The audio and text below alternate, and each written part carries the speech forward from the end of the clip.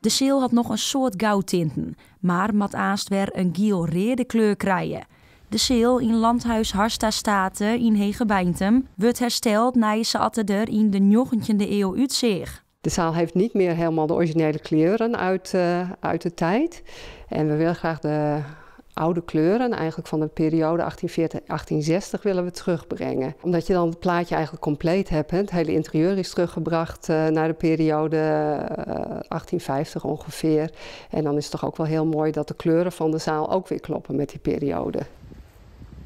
Het is een zaal die er nog uitziet in principe in grote lijnen zoals hij rond 1780 was. En dat is redelijk uniek. Zoveel oude zalen zijn er niet die nog echt eruit zien zoals in die tijd. Alle tarieringen in de kleer, maar er is nog wel stiepen nodig om de seel weerom naar zijn originele steer te brengen. We zijn een crowdfunding begonnen. We hopen daarmee het geld bij elkaar te krijgen. We zijn ruim €33.000 nodig om het werk te doen. Het is heel specialistisch werk, heel fijn werk ook. Er zit natuurlijk behoorlijk wat tijd in, dus het is een duur project.